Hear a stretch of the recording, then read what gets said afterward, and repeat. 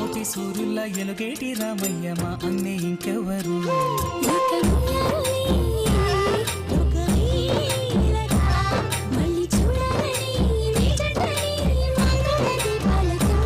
కాచి ఉన్నాయిలే కోటి గుండెలే రామ సీతమ్మల సంసారమే వేల బంధాల వర్ధిల్లమంటూ. రామ సక్కని సీత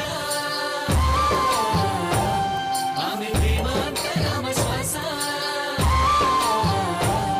మా రామ సక్కని సీత బడిల మనసులంత వెన్నపూస.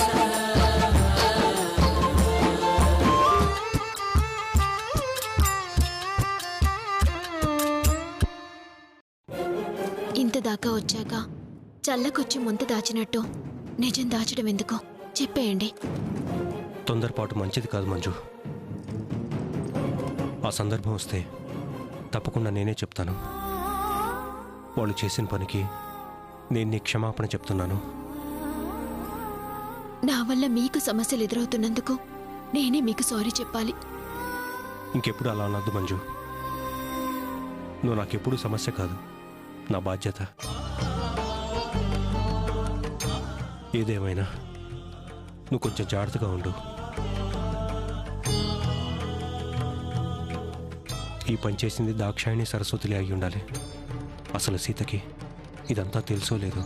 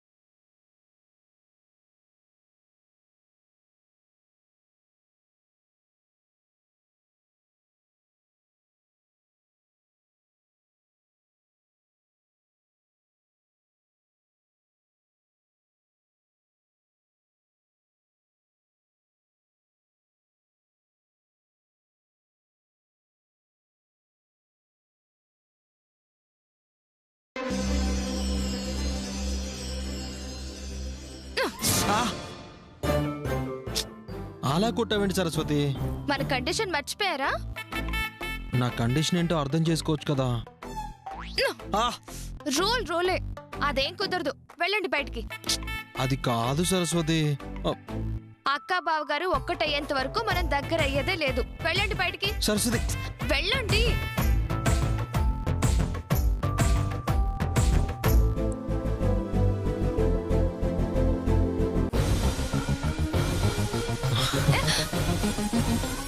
ఏంటలా చూస్తున్నావు? నీ నిర్ణయం మార్చేసుకున్నావా? నేనేం మార్చుకోలేదు. తమరు బయటికి వెళ్ళండి సార్. ప్లీజ్ సరస్వతి. వెళ్ళమంటున్నానా? ప్లీజ్. తప్పదా? వెళ్ళండి. ఒక్కటేస్తాను. వెళ్ళండి. వెళ్ళండి సరస్వతి. వెళ్ళండి వెళ్ళండి.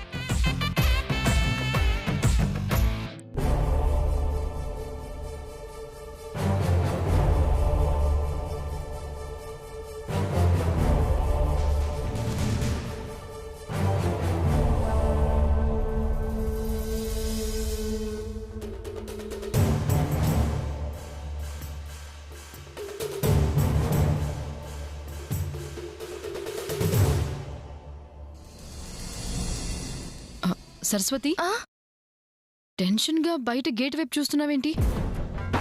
మనమే దాన్ని కొట్టామన్న విషయం ఈ పాటికే బావగారికి తెలిసిపోయి ఉంటుంది. ఆయన వస్తే ఏం గొడవ అవుతుందో అని చూస్తున్నాను. అయితే ఇప్పుడేం చేద్దామంటావు? నోరు జారింది నేనే కానీ కొట్టింది మాత్రం నేను కాదని చెప్తాను. పిచ్చి మొద్దు, ఏం బుర్రనిది? అయినా బావగారు తనకు తానుగా బయటపడితే మనకే మంచిది కదా. అవును కదా.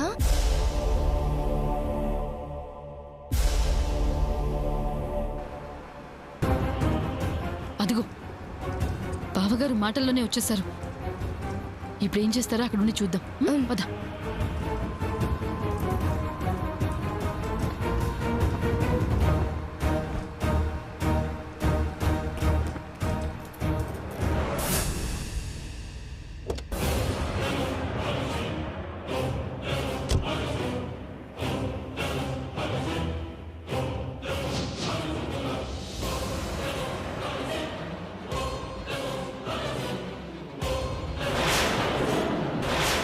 అదిగో ఆలోచిస్తున్నారు.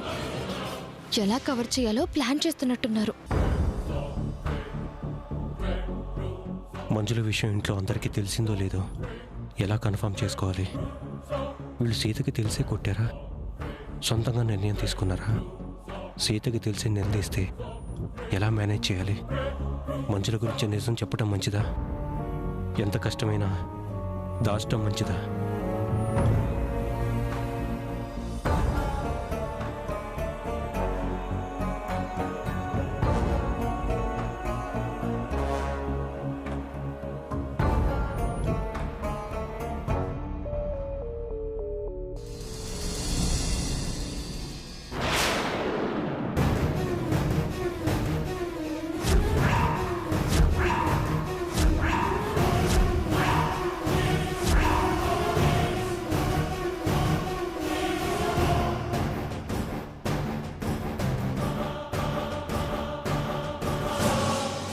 వచ్చారా? మీకోసమే ఎదురు చూస్తున్నాను. మీరిలా చేయడం మీకేమైనా న్యాయంగా ఉందా? అక్కేంటి ఆ అమ్మాయి గురించి నిజం తెలిసినట్టు బావగారిని నిలదీస్తోంది? అక్కేదో వేరే ఉద్దేశంతో అలా అడుగుతోంది. నీలాగే బావగారు కన్ఫ్యూజ్ అయ్యి టెన్షన్ పడుతున్నారు. మాట్లాడరేంటండి? ఎందుకు ఇలా చేశారు? నేనేం చేశాను సీత? మీరేం చేశారో మీకు తెలీదా? చూడండి, మీకు నేను నచ్చకపోయినా, నా పద్ధతులు నచ్చకపోయినా నన్ను మెడబెట్టి బయటికి గెంటండి. అంతేకాని నా మనసుని ఇలా బాధ పెట్టకండి. మంజుల విషయం సీతకి తెలిసిపోయినట్టుంది, అందుకే ఇలా అంటుంది. సీతక్క అలా ఎందుకు అడుగుతుందో తెలియక బావగారి మొహంలో రంగులు చూడు ఎలా మారుతున్నాయో. పోనీ మనం వెళ్ళి అక్క అడిగేది ఆ అమ్మాయిని దృష్టిలో పెట్టుకుని కాదు, అసలు విషయం అక్కకి తెలియదు అని బావగారికి చెప్పేద్దామా? ఆయనకి ఒక క్లారిటీ ఉంటుంది కదా. అర్థమైంది. టిఫిన్ చేయకుండా అలా వెళ్ళిపోవడం ఏంటండి? నా మనసు ఎంత బాధపడిందో తెలుసా?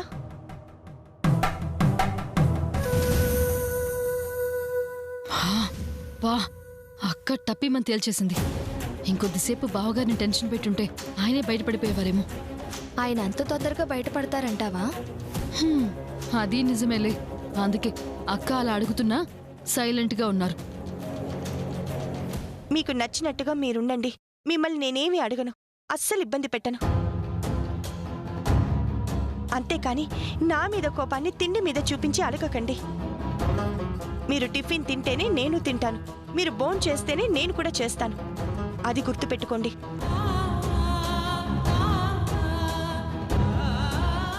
సర్లేండి, 10 నిమిషాల్లో వంట పూర్తవుతుంది, వడ్డిస్తాను. మీరెళ్ళి బట్టలు మార్చుకోండి.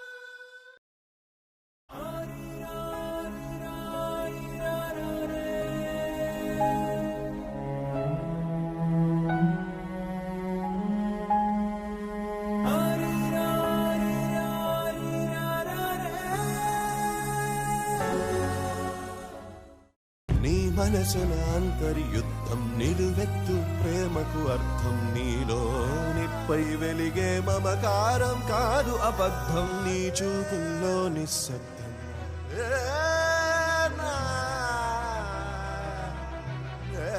అక్కడేమో అక్క దగ్గర సైలెంట్ గా ఉన్నారు, మళ్ళీ ఇక్కడికి వచ్చి ఏం ఆలోచిస్తున్నారో. చెప్పాలా వద్దా అని సతమతమవుతున్నారేమో. సీతకి మంజుల విషయం గురించి తెలిసి బయటపడలేదా, లేదా నిజంగానే తెలీదా? పోనీ తనకు తెలిసేలోపే నేనే చెప్తే? సమయం చూసి చెప్పడమే మంచిదనిపిస్తోంది. ఆయన తప్పు చేయకపోతే దాన్ని కొట్టినందుకు మనల్ని నిలదీసేవారు, అసలు నిజం చెప్తారు. అదే తప్పు చేసుంటే మాత్రం ఇదిగో ఇలాగే సైలెంట్గా ఉంటారు.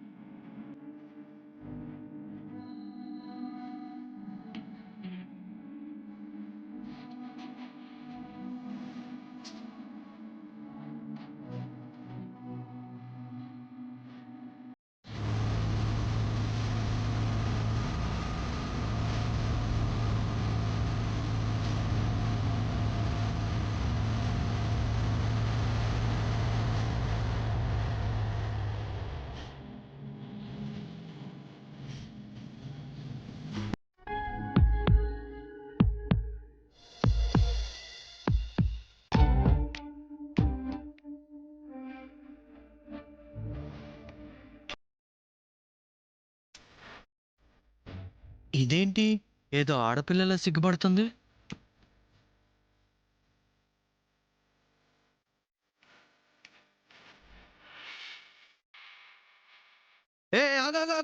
ఆగు అరే శని జర చూసుకో. అరే మస్తు శరం అవుతుంది.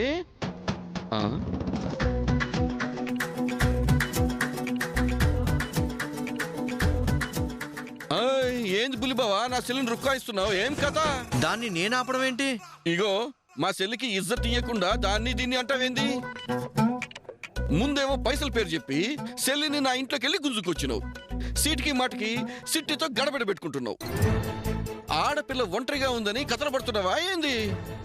కొంపతీసి ప్రేమ పాఠాలు చదువుతున్నావా ఏంది? ఏయ్ ఎక్కువ మాట్లాడుకో. స్పూన్లో వాటర్ పోసుకుని అందులో దూకైనా చేస్తాను గాని నీ చెల్లి వైపు కన్నెత్తి కూడా చూడను. నువ్వు దాన్ని నాకిచ్చి కట్టబెట్టాలని మా అన్నయ్య దగ్గర డ్రామాలు ఆడుతున్నావు. ఇంకోసారి ఇలాంటి వేషాలు వేస్తే బాగోదు, జాగ్రత్త. ఏంది దమ్కిస్తున్నావేంది? ఒంటరిగా ఉన్న నా సెల్ని కెలికినావని నేనే తిరిగి చెప్తా.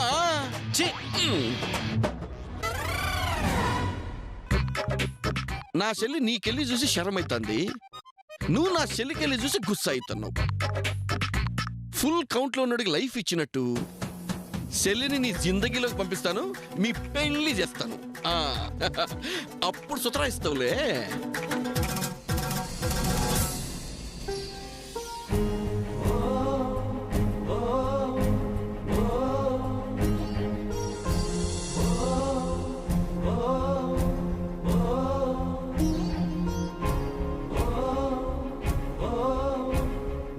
ఏమండి, మీకు ఈ కూర వడ్డించమంటారా?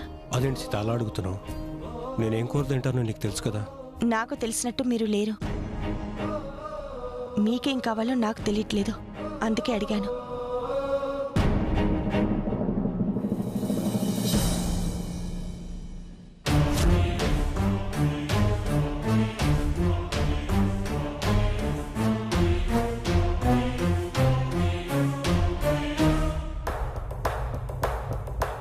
శ్రవణ్, శ్రవణ్,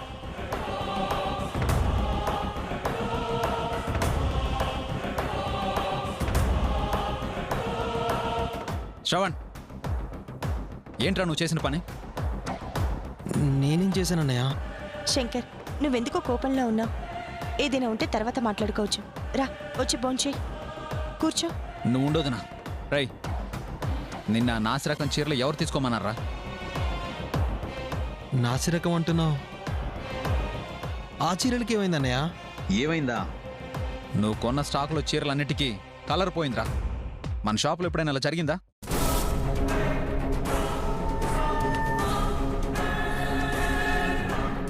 శంకర్, పోయింది తిరిగి రాదు కదా. ఎప్పుడు ఒకేలా ఉండదు.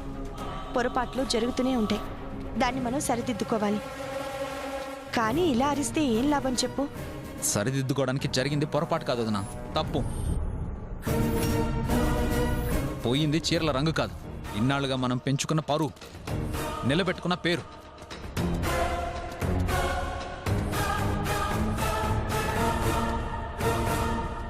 దానిలో పరువు పోయేదేముంది శంకర్? వాటి బదులు ఆ చీరలు మార్చి వేరే చీరలు ఇస్తే సరిపోతుందిగా. నువ్వు అక్కడ షాప్లో ఉండుంటే ఆ ఆడవాళ్ళు చేసిన గొడవ చూసుంటే ఇలా మాట్లాడవదినా. చీరలు మార్చిస్తానని చెప్పినా వాళ్ళన్న మాటలు ఇంకా నా చెవిలో మారు మోగుతూనే ఉన్నాయి. ఏంట్రా ఏం మాట్లాడకుండా నించున్నావు? నీకు తెలియనప్పుడు మూసుకొని కూర్చోకుండా ఎందుకు నిర్ణయాలు తీసుకుంటావు? నువ్వు చేసిన పనికి పేనుకు పెత్తనం ఇచ్చినట్టయింది. అది కాదన్నయ్య, యాక్చువల్గా మాట్లాడకు. రామరాజు గారి షాపులో బట్టలంటే నాణ్యతకు మరో పేరు.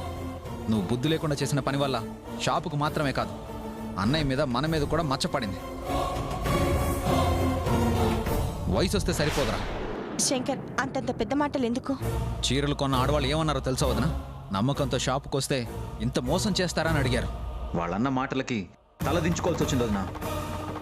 నేను కావాలని చేయలేదన్నయ్య. తెలిస్తే నేనెందుకు అలా చేస్తాను? తప్పు చేసిన చాలక ఏంట్రా కోపం వస్తుంది? గాపుతారా?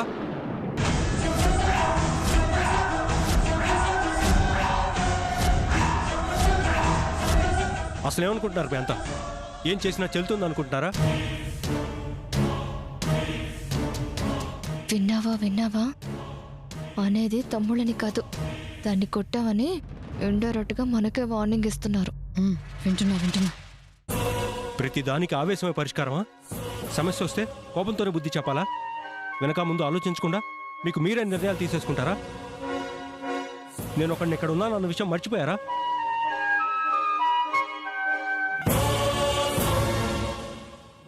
దాని వెనుక నేను ఉన్నానని మనకే చెప్తున్నారు. వింటున్నా. మన కంటికి కనిపించేదే నిజం కాదు, మనకు తెలిసిందే వాస్తవం కాదు. దాని వెనకున్న అసలైన కారణం ఏంటో లోతుగా వెళ్ళి తెలుసుకుంటేనే సరైన నిర్ధారణకు రావచ్చు. అంటే బావగారు అనేది ఏంటి దాక్షాయిని? అసలు కారణం తెలుసుకోకుండా మనం ఆవేశపడి కొట్టావనా? దాని అర్థం అదేగా. మనం వేలెత్తి చూపించే ప్రతి దానికి ఖచ్చితమైన ప్రూఫ్ కావాలి. ఇంగ్లీష్ భాషలో నాకు నచ్చని పదం ప్రూఫ్ అనే పదం. మనకి మాట పోవచ్చు, మాట పడవచ్చు, కానీ తొందరపాటు వల్ల మాత్రం ఏ పనులు చేయకూడదు. అందరూ ఈ విషయం గుర్తుపెట్టుకుంటే మంచిది.